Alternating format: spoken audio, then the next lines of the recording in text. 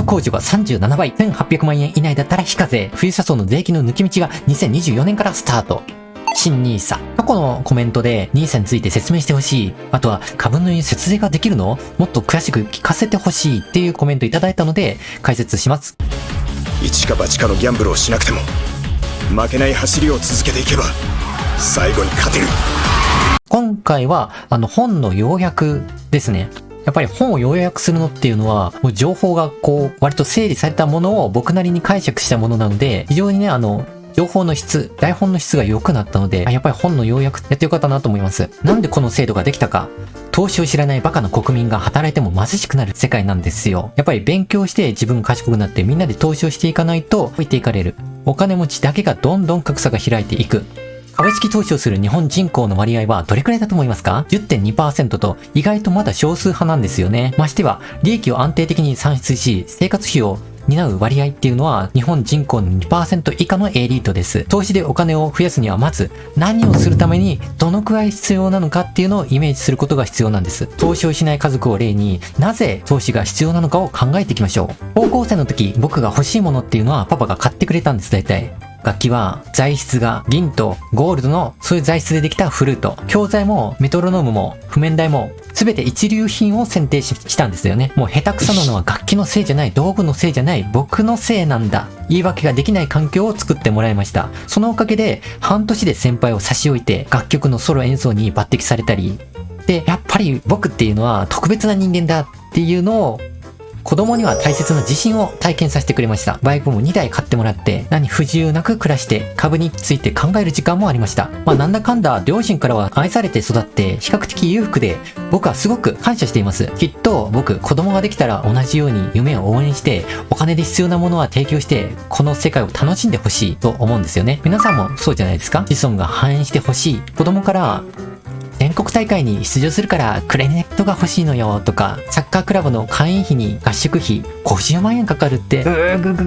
出すよ、夢のため出すよって、そういう状況とか子供に言われたことないですか？お願いされたこと。これから起こる未来、幸せのファクターがお金っていうのは明確です。毎月かかるお金に不定期に発生する支払い。大半の家庭は金欠の状態なんですよね。最近インフレが進んで。そしてね、子供のこともあるけど、僕たち老後の資金も残さないといけないんだと。家のローンの支払いもあるし、銀行の利子もない。年金だけでは毎月2万円ぐらいの赤字になる。100万円を1年間貯金しても200円。毎年 2% 以上のインフレを考慮すると、日本円通貨の価値が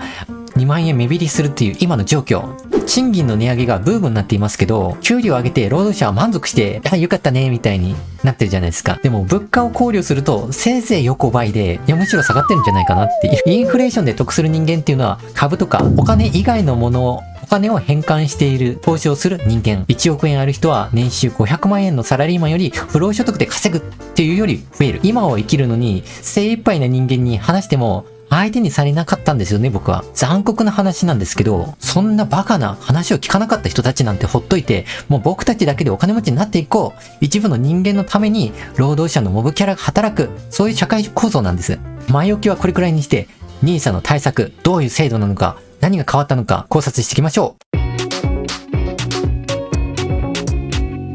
パート2、NISA の本題について、投資は時間に比例して加速していく。投資の凄さをね、社畜は知らない。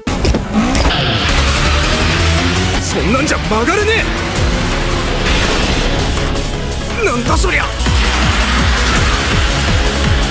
3年前僕は会社を退職して、その時は運用資産っていうのは300万円でした。ずーっとニトなんで入金はできていません。利回り 30% を3年間やって、運用額は650万円になりました。300万円の 30% は90万円で、600万円の 30% は180万円。同じことをしていても、お金が増えるスピードが上がったのを感じます。全体的な資産が増えたからね。ちなみに、来年2024年の予定は、600万円の利回り 20% で120万円増えた資産720万円が合格のラインです。念のため、手堅く年利 20% で計算しています。おそらく800万円いきそうな気もしますけど、脱毛とか美容、旅行にもお金を使うので、720万円の予定です。老後資金2000万円を確保した人間が、利回り 30% で運用できたら、毎年600万円ずつ加算されて、もう勝ち組の領域に入ります。もうファイヤー、増えた600万円がもたらす利益は180万円。これがどんどん増えていく、すごい数字になってきますよね。で、そういう楽観的な話とは裏腹に、現実、ここで問題になるのは税金の問題。利益の増加額に比例して税金も追従して増えていきます。600万円の利益だったら120万円の税金が普通はあるんです。株を非課税枠で取引することでパフォーマンスを 20% プラス一人のパワーでここまで増やしてきました。NISA 政策とアルゴリズムの結果、利回り 30% 以上の結果になったんです。2024年からの改善点、投資信託と個別株の両方を利用できるようになって、運用限度額も大幅に引き上げられました。で、僕のチャンネルを見てくださってる人っていうのは、投資にある程度経験がある初級者以上の視聴者のようなので、まずは成長投資枠240万円を優先的に使って、で、余力があった場合は、投資信託の120万円を使うことで資産が一番増えていくっていう構想です。投資信託も安全性が確保されています。金融庁の許可が取れた266個だけエントリー可能となって初心者を対象にした政策っていうあることがわかります。長期投資に向いている商品っていうことですね。僕としては手数料が発生して株主優待を受け取る権利もないので、個別株を持っていた方が魅力的だと僕は思います。あとこれ一番すごいなって思うのは、総額1800万円分の投資が非課税となるっていう点。新 NISA の改良点は、この非課税枠が復活するっていうことなんですよね。1800万円満杯の状態から投資信託500万円分を売って利益確定する。そうすると1200万円の枠にカウントされて、投資信託500万円分売却すると NISA1200 万円分っていうことに見なされて、追加投資でも非課税が継続します。今ある既存の制度に例えると、基礎控除が48万円あるじゃないですか。それとは別に投資する人っていうのは1800万円の基礎控除があるっていう感じなんですよね。やばいです。日本政府っていうのはもう株しない人税金の扱いが劣悪。金融資産がある富裕層層公認の節税枠と考えても良いでしょうね。実に残酷で美しくよくできた世界。僕結構この制度好きですよ。早い。何が起こった？あとね、これ僕も結構引っかかってごちゃ混ぜにしないでほしいんですけど、新 NISA っていうのは年間350万円分の入れ替えが可能っていうだけであって、この枠は使っちゃったら復活しないので、来年まで。やっぱり長期向けの政策です。で、この政策の特性上ね、早い時期に投資を始めて、長期間持つっていうことが非課税枠を有効に使えるっていうことになりますよね。一方で、年間の使用枠が大幅に拡大したっていうので、短期トレードの利益でも枠を使い切れないっていう人も出てくると思うんです。まとめると、投資の自由度は高まったからもう何でもいいっていう感じです。いや、個別株は難しいんだ。いや、何を選んだらいいかわからないんだ。でも銀行の定期預金でも全然たまらないしっていう人のためにこれはおすすめです。EMAXISスリムバランス8つの資産均等型。これは何かっていうと、全部混ぜ混ぜパックで、日本株式、先進国株式、日本債券、先進国債券、日本リート、海外リート、全部 12.5% の均等割。それで年間 5% を目標に運用されていて、実際そう増えていってるので、定期預金の5000倍増しですよね。全部投資するっていうと、これは人類に投資をするっていうのと一緒なんで、地球が滅びない限り、人類の人口上昇による GBT が上がっていく、リスクとリターンが均等化された安全で、面白みがない投資信託がこれなんですよ。NISA っていうのは割と簡単な構造なので、話としては以上です。NISA っていうのは節税の話なんで、もうちょっと別の方向からね、攻めた節税伝説の技、投資の利益を経費で落とす古の技っていうのがあります。俺は誰よりも早いと信じてレースをやってるんだ。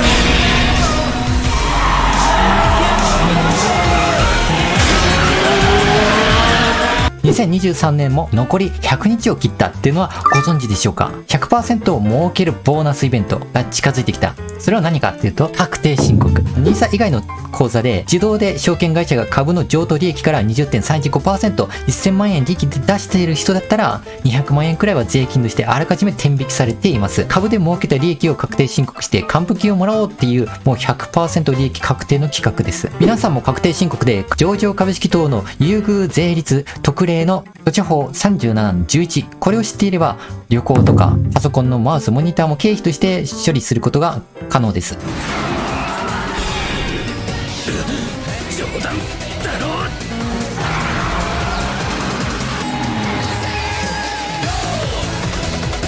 ろ。税務署に遊びに行って聞いてました。受付じゃわからないっていうことで、奥からプロっぽい貫禄のある人が出てきて、で、それでようやくわかるレベル。つまり、所得税と住民税を節約して、還付金で再投資して、資金効率をさらに向上させるっていう効果があります。節税っていうのは投資とは異なって、経費として処理できれば 100% 還付金や節税の恩恵が受けられ、さらなる資産を加速させることができる。平成15年からの株式浄土利益課税の申告分離課税の一本化に伴い、安易な所得区分の基準を明らかにする必要があるっていう理由から、基準を原則としつつも、次の通り取り扱って差し支えないっていうことになっています。これが2004年の税制改正のことなので、一般的に知られていないっていう手法ですね。経費申請をやる人たちが増えると、過去の事例で、記憶に新しい、その住民税の申告不要が2022年の税制改正で、抜け穴が塞がれるっていう同じようなことが起きるでしょう。しかし僕は資産形成に有効である勉強用に制作したものなので、容赦なく解説していきます。俺にとってラインは目的ではなく単なる結果に過ぎない。すごいものを俺は見て、脱税という発想もあるんですけど、正しく扱うかは申告者の問題です。株式所得の必要経費はどこまで認められるでしょうか。まずは所得区分を、この浄土所得っていうのを事業所得または雑所得として扱う必要があります。これは選択可能です。株式等の譲渡、処置法第37条の10第4項とか第37項の11とか、この税制によると下の米印のところに所得以外の株式譲渡等による所得がある場合には1年未満の株は事業所得または雑所得して取り扱って差し支えないで国税局ホームページで確認ができます。株式投資で経費に落とせるものは何かっていうと、それはパソコンとマウス、あとモニター、皆さんが一番身近に経費にできるものだと思います。一方でこの注意点は、10万円以上の機材は青売り申告が必要だったり、そういう簿記のソフトが必要だったり、僕だったらパソコンをパーツごとに販売してもらって、20万円のパソコンだったらパソコン2台で買ったっていうことにしといて、そこで家で組み立てたみたいな、そういう扱いにすれば経費として落とせそうだなとも思います。ものすごいリスクと表裏一体の技術だ。一つでもタイミングを間違えれば一瞬にしてコントロールを失うわ。ウルトラ C だぜ。経費っていうんだったら、専業投資家とか、専業投資家のトレード専用コンピューターとしての根拠は求められるのかなっていうのが僕の見解です。なぜかっていうと、コンピューターとかモニターっていうのは、株トレード以外にも娯楽とか本業の以外の仕事とか休みでもね、使うユーザーが多いからです。僕は会社員だから経費できないかな、別にそういうことでもないんですよね。僕だったら YouTuber として事業の経費でコンピューターの関連っていうのは経費申請で通すことが普通です。副業がダメっていう会社もありますけど、 YouTube っていうのは不労所得扱いなので公務員がやってもいいかもしれないですね。取引に使う道具、この結論はパソコン、マウス、モニターとかの機材は株の雑所得以外からも事業所得として処理ができるってこと。で、もう一つは株式投資に関する勉強費用っていうこと。株式投資の勉強に必要になった機材、教材やセミナーの費用を経費で落とすことができるようになっているようです。しかし、セミナーを受けるための宿泊費とか交通費は曖昧、税務署の人によって違うということなので、確実に落とせるものを厳選した方がいいかなと思います。僕がギリギリ攻めるとすれば、こんな感じで株の勉強会をホテルの宿泊込みでパックで僕が販売したとします。そうすると事業料としての認識になるので、合法として経費処理できるでしょうね。株式等に関する勉強費用の例っていうのは、この教材とかセミナーの会費、あとは株式投資スクールの授業料もあるし、株主総会もあるんですよね。株主総会での旅行も経費に落とすことができるでしょう。もちろん出席する根拠が必要にもなるでしょうね。YouTube でメンバーシップ会員とかオンラインサロン会員費も経費になる風潮があって、税務署でも理解ある若者層が増えているらしいです。